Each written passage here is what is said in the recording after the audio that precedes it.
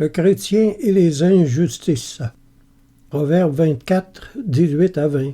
Ne te réjouis pas de la chute de ton ennemi, et que ton cœur ne soit pas dans l'allégresse quand il chancelle, c'est-à-dire quand il tombe malade, de peur que l'Éternel ne le voie, que cela ne lui déplaise, et qu'il ne détourne de lui sa colère, pour la retourner contre toi, entre parenthèses.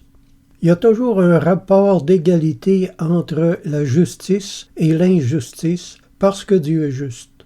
C'est ce que quelques-uns appellent la loi du juste retour.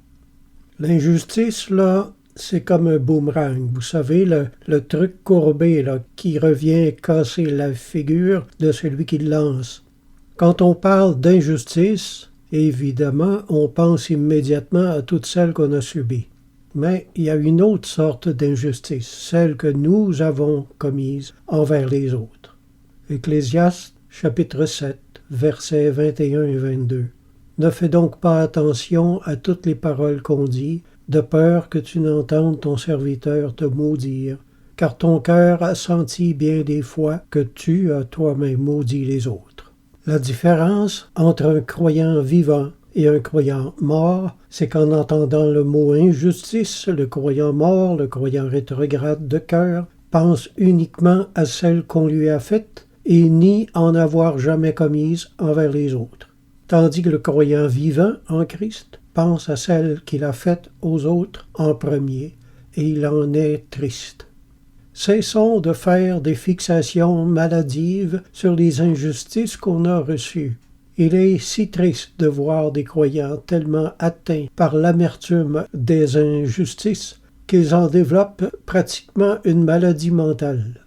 Ça commence par l'amertume qui se change en fixation névrotique, qui se change en une haine chronique, qui finalement peut aller jusqu'à la folie, la prison ou la mort.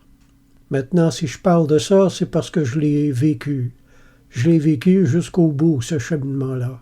Puis c'est seulement par une grâce de Dieu que je suis encore vivant aujourd'hui. Si je n'avais pas accepté le Seigneur, je serais mort ou en prison aujourd'hui, c'est sûr. Mais pourquoi se faire à soi-même tant de mal, alors qu'il s'agit simplement d'avoir confiance en la parole du Seigneur, de lui remettre notre cause entre les mains, puis de retourner vivre en paix? Selon l'Écriture, recommande ton sort à l'Éternel, mets en lui ta confiance et il agira.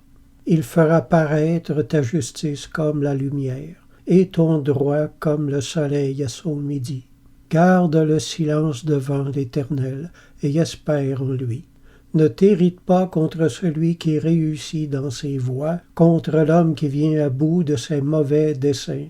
Laisse la colère, abandonne la fureur, ne t'irrite pas, ce serait mal faire. Psaume 37, 6 à 8. Quand Dieu tient notre cause entre ses mains, pourquoi s'irriter comme ceux qui n'ont pas de Dieu? Toutes les injustices que nous avons subies ou faites aux autres, je dis bien toutes les injustices, vont trouver leur justice un jour. Bienheureux ceux qui ont faim et soif de la justice, car ils seront rassasiés. Matthieu 5, 6. Et ça, c'est le remède que Dieu nous donne contre toute amertume. Amen.